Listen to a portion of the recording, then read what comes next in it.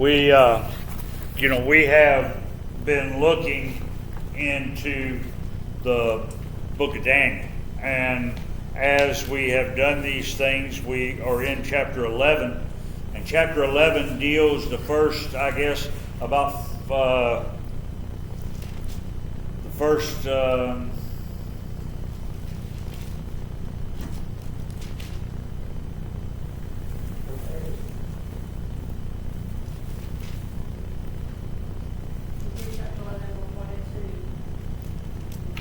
Hold on now.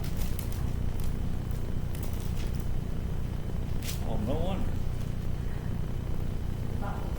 I was in one chapter, one book over where I put my stuff, and I'm like, wait a minute, this chapter 11 doesn't have 40-something verses in it. It's supposed to have. The first, 40 verses of this thing deals with prophetic scripture, prophetic things that Daniel is looking ahead to, that for us, we're looking behind us because they've already happened. And what we're doing is, as we're seeing to where history backs up these prophetic things that are being brought to us in Daniel. So the secular side of things is proving the spiritual side of this, even though they didn't know it.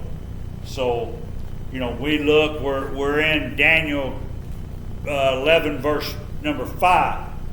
It says, "And the king of the south shall be strong, and one of his princes, and he shall be strong above him, and have dominion. His dominion shall be a great dominion." So we look at this, and what they are talking about, or what is being revealed here for Daniel to see, deals with the strong king of the south is Ptolemy the First Soter. He was a general who served under Alexander the Great, and he was given authority over Egypt in 323 BC and proclaimed king of Egypt in 304 BC. He became a lengthy dynasty of 11 Greek rulers in that land.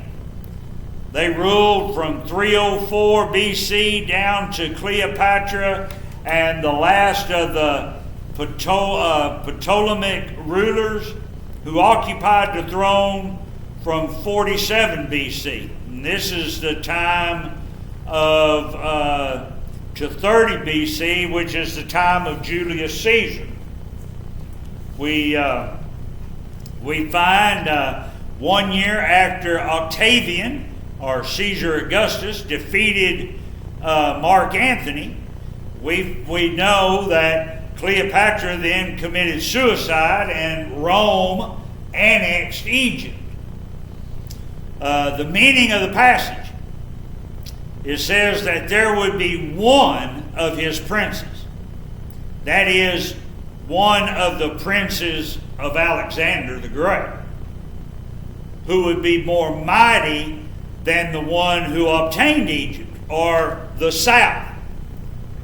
Then he would have a more extended dominion. We find, based on history now, the reference to the strong priest is to a guy by the name of Seleucus I Nicator.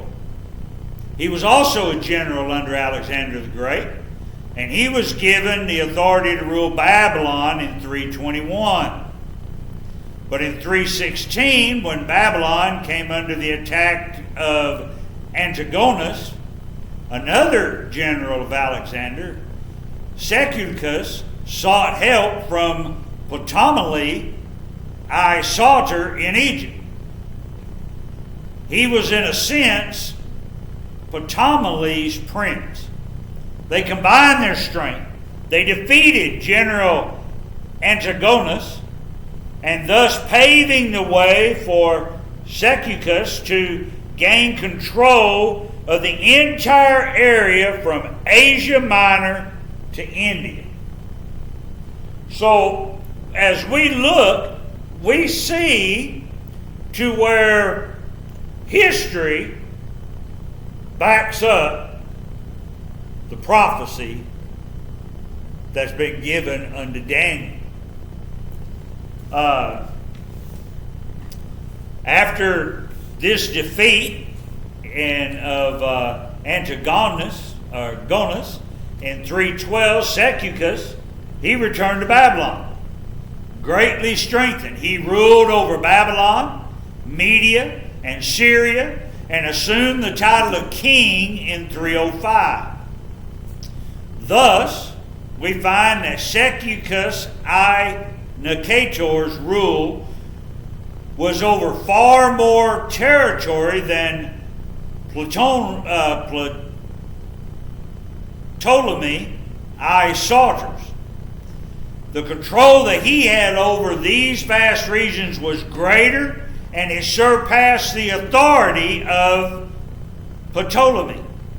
The emergence of Ptolemy as ruler in Egypt and Seleucus as ruler in Syria and surrounding territory laid the basis for these two lines of rulers in their respective places, and also set up a situation where they would become rivals. It was these two dominions that the angel spake of, and through the remainder of the chapter, the history pertaining to them and their successors is recorded. So it all kind of starts, this prophecy of the north and the south, and things all kind of starts right here at verse 5.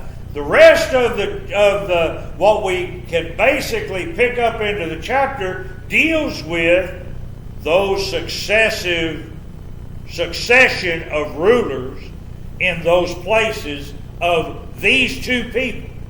They started it all and fulfilled the prophecy of verse 5. And history proves that.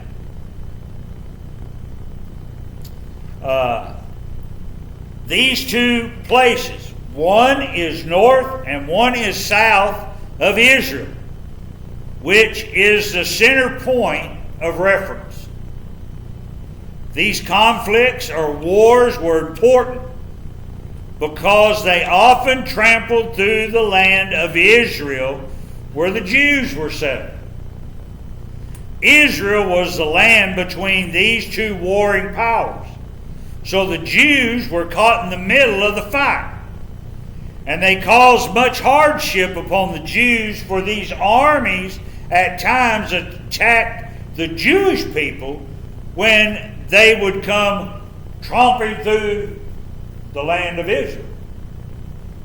So we find that Israel is now in between a rock and a hard place, between the north and the south.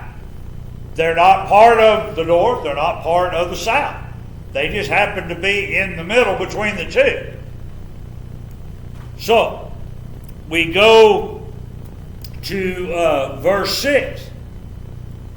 And it says, "And then in the end of years they shall join themselves together. For the king's daughter of the south shall come to the king of the north to make an agreement. But she shall not retain the power of the arm, neither shall he stand nor his arm. But she shall be given up, and they that brought her, and he that begat her, and he that strengthened her in these times." So we wonder, basically, what we gather as we read the scripture verses, that it's going to be, you got the daughter of the south going up to try to make some kind of agreement with the north. is where we are. And they were, the person in the north was basically supposed to marry this daughter from the south, and then everything was going to be cool, And you see that stuff down through history quite a bit. It'd be one guy and from one country or one warring part, and then there'll be a daughter somewhere else that's another warring part, and then they figure, well, if we put these two together, then the two sides could have peace. Well, it often doesn't work that way. But it's a good idea, I guess, but it very rarely works out. We find the angel telling Daniel that there would be a marriage between the king of the north and the princess of the south. The purpose was to make an agreement, or as it reads in the Hebrew, to make a straightening or to bring out smooth relations between the two kings. Basically, it was going to provide at least a point where they would have to, might not say get along, but they would have to tolerate each other anyway for the family's sake.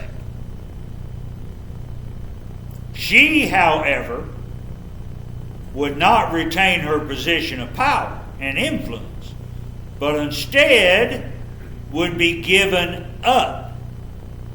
Her father would not stand and lose power and influence. There are some Hebrew manuscripts that read that her child would be given up. The phrase, he that begat her, that we find in the verse is translated as he whom she brought forth. And these are found in a majority of the marginal notes of the King James. Those who supported her would also be abandoned or killed. There would be a total break in the relationship and in the agreement. Like I said, they very seldom work out. And these prophecies seem to have been fulfilled many years later in the Seleucid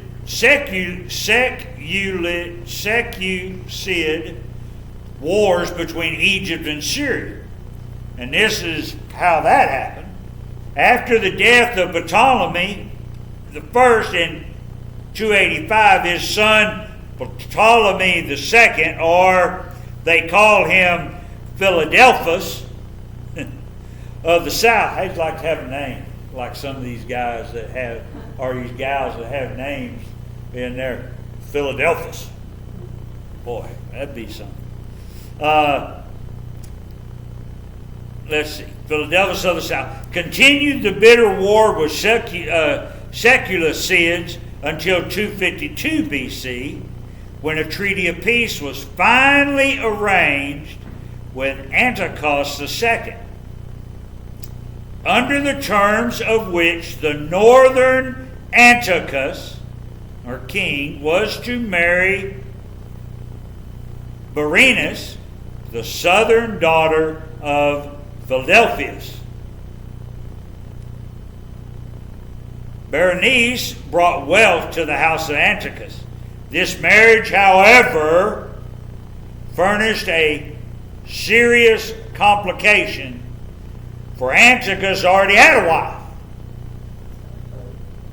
a powerful and influential woman by the name of Laodice.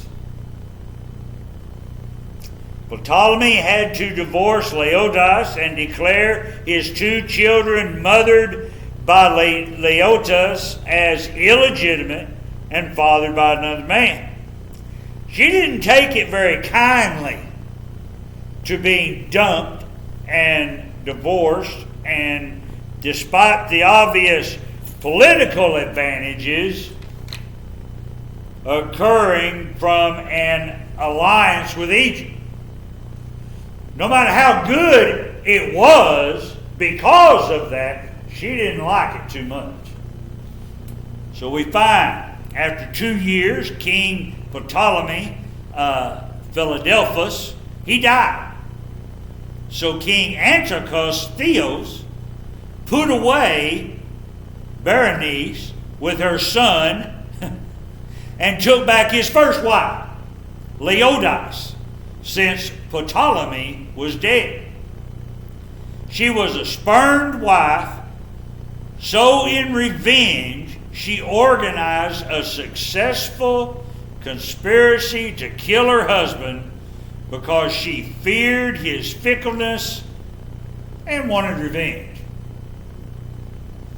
The officers of the court of Syria, now they planned the death of Berenice and her infant son, whom she had borne to Antiochus. She fled to Daphne and was there put to death with her child, along with those that accompanied her. The pro-Leodice party engineered a coup that put her in power as queen regent during the childhood years of her son Seleucus II. In this manner, then, the prophecy was fulfilled concerning Berenice, that she would be given up, as it said in verse 6, or destroyed along with the nobles who supported her in Antioch. So we've got 2 verses, and we've got probably 50 some odd years of prophecy being fulfilled, or being foretold and then being fulfilled at a latter day. Go to verse 7 and verse 8.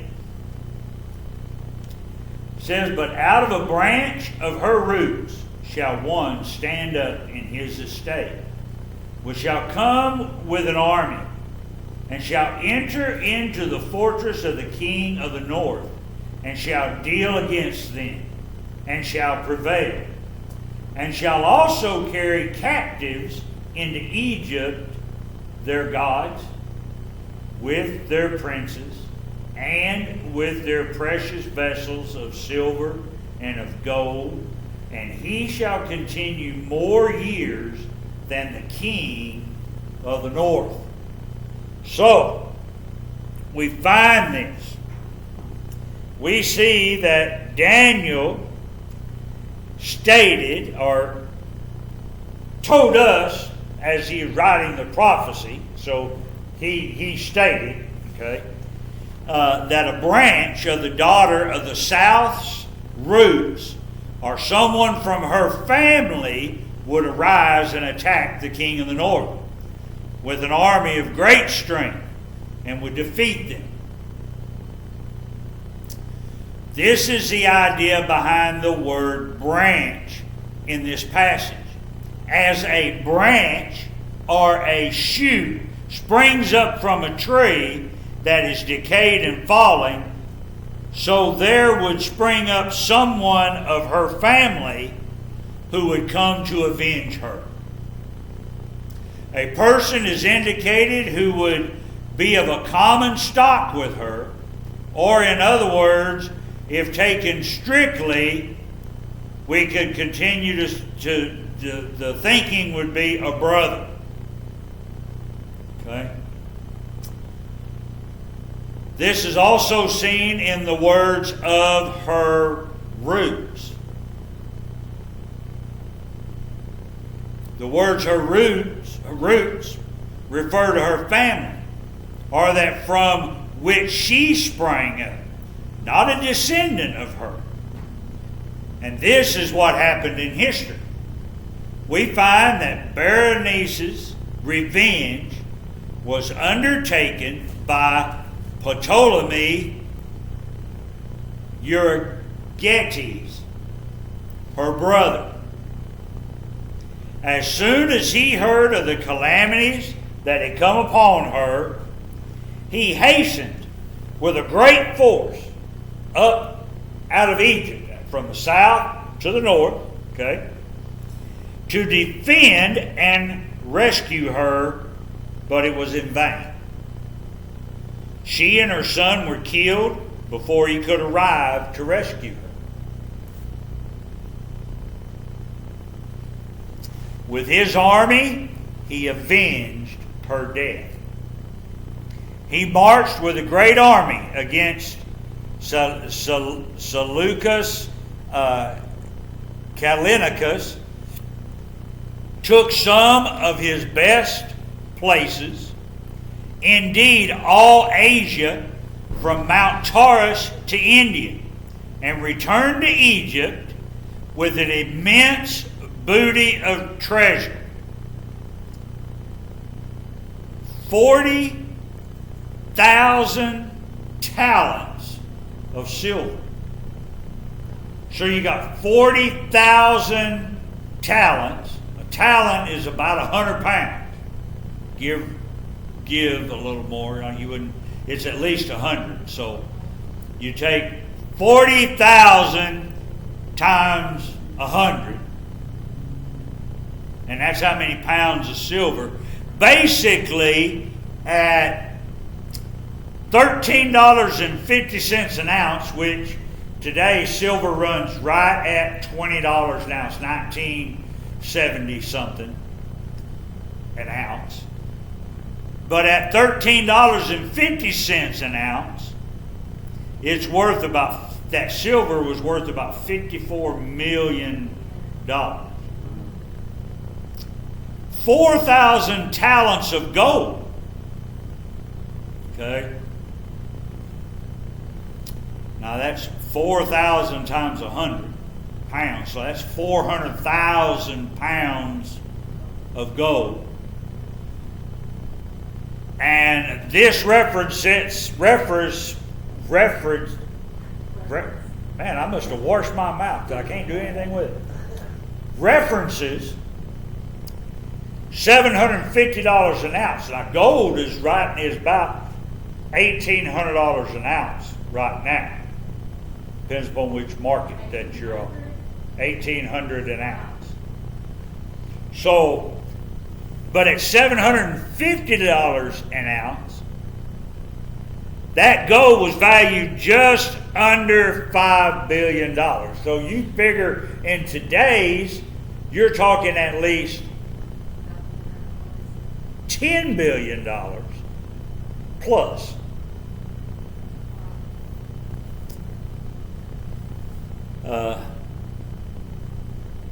Let's see.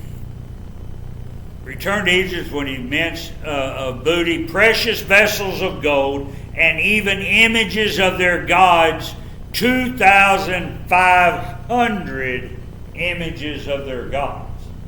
So, I mean, he brought back a lot of value with him when he came back after he defeated and had avenged his sister. The Hebrew word translated princess is from the Hebrew word of nesik, and it means molten images. And the transportation of the idols indicates the total domination and subjugation of the northern kingdom.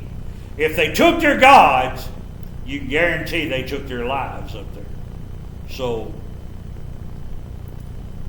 many of these images were Egyptian idols, which Cambyses, on his conquering of Egypt, had carried into Persia.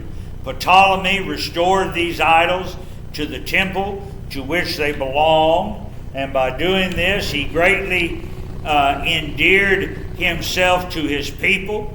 It was on account of the service which he thus rendered to his country that he was called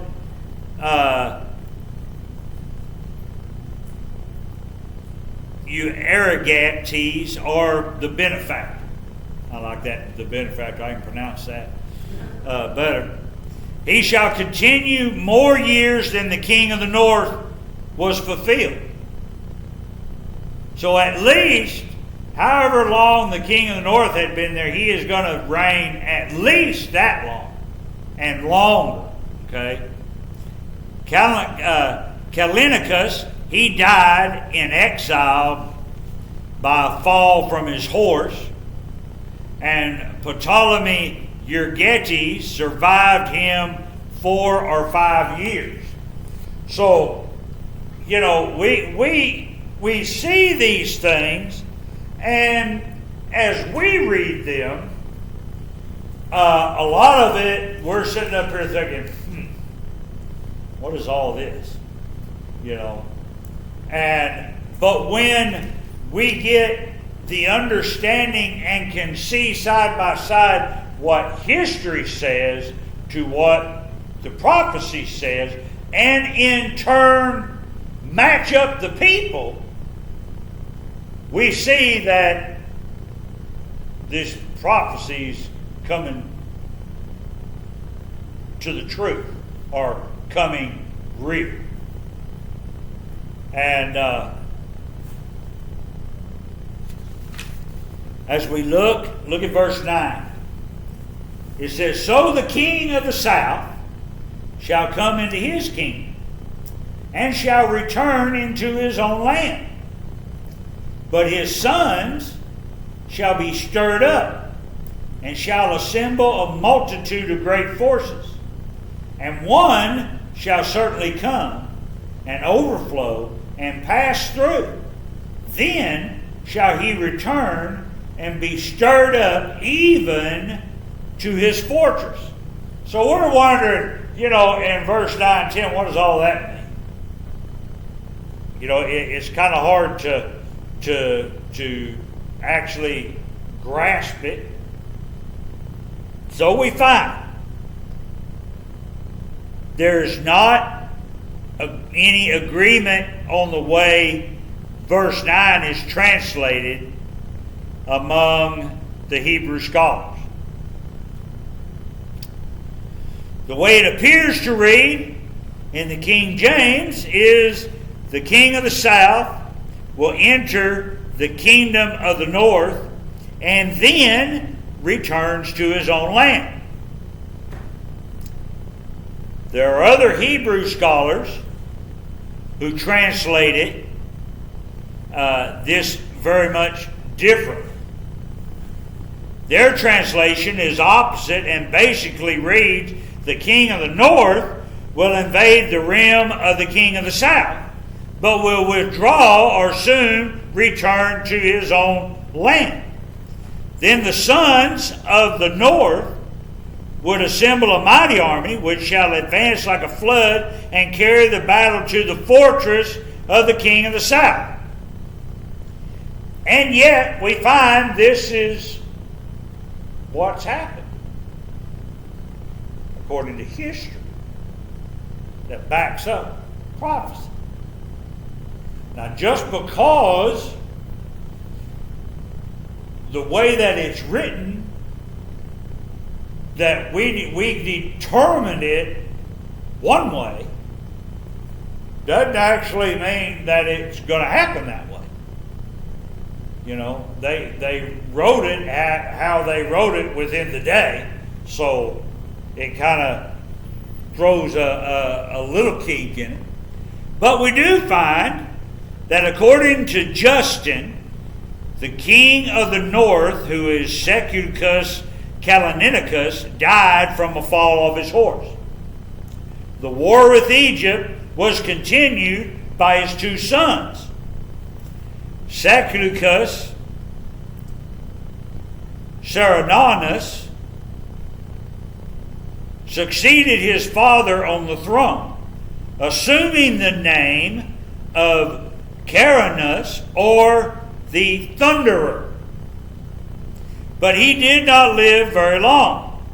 It kind of, you would hope that these guys down there, when they started naming their kids stuff, that they would have taken the thing that George Foreman took and just called all of his sons, all 9 of them or 10 of them, whatever it was, and he called them all George.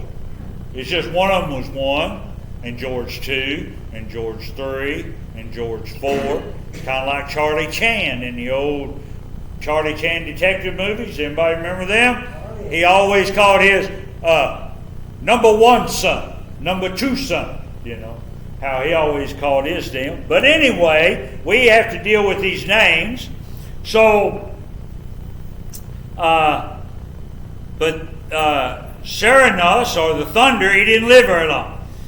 Seleucus Cernunnos died in the 3rd year of his reign in Phrygia, being slain or by being poisoned. Doesn't matter too much. You're both dead one way or another. After the death of Cernunnos, the northern crown went to his younger brother, Antiochus the Great. As Daniel stated, Antiochus the Great, he was the one that shall certainly come. This phrase indicated a change in the Hebrew from plural to singular. And this is what happened. Antiochus, then only 15 years of age, successfully waged war against Egypt. This was done for the purpose of recovering Syria from the dominion of Ptolemy of Egypt, and was conducted with various degrees of success until the whole was brought under the control of Syria's Antiochus the Great. So basically, the North succeeded in what they were attempting to do. And we find that, it seems like some of these places tend to be pawns in the hands of whoever. One guy will take it and it'll be his, and then another guy will defeat him and then it becomes his, and then another guy will defeat it and it becomes his, and you often wonder when it's going to become their own. But time has a way of doing those things. So we as we look at these things, the thing that makes it so interesting, even though you're trying to pronounce these names that aren't written within the confines of the Bible, but as far as history goes,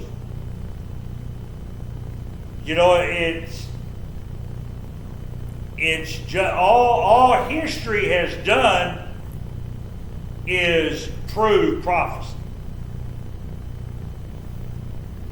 And but you ask somebody about that kind of stuff, and they're going to come totally opposite of all that, because it's kind of like science trying to prove the spiritual side of things.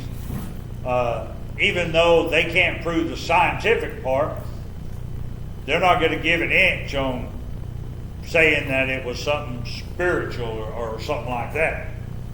So we're going to stop right there, because we're going to pray in the month. So those that may watch on YouTube, we're going to be praying in the month, praying for the church for the month of September, and I hope that you will do the same as well. And we're going to be signing off now.